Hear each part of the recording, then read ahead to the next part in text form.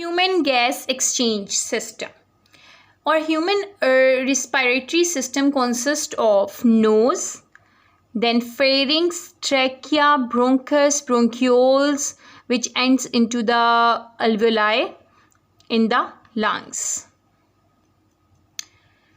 This is the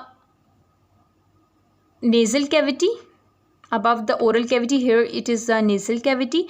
From nose, air passes through the pharynx. Pharynx is a common pipe for food and air.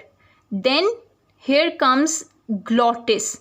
Glottis is covered with a flap-like structure which is called epiglottis. Epiglottis prevents choking. It prevents the food entering into the windpipe, entering into the larynx or trachea. So when air passes through the pharynx, the epiglottis opens, the air goes into the glottis and then into the larynx, which is also called voice box, and then into the trachea.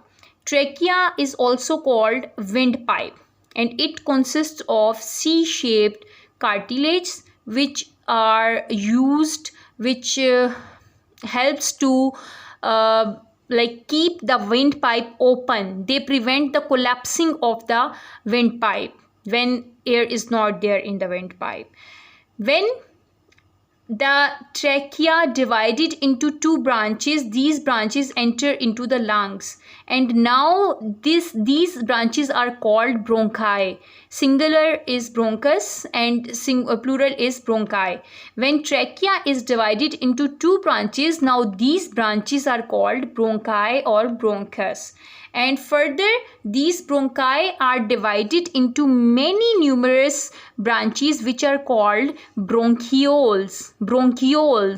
And at the end of each bronchioles, cluster of cells are present which are called alveoli. And these alveoli are the site of gaseous exchange.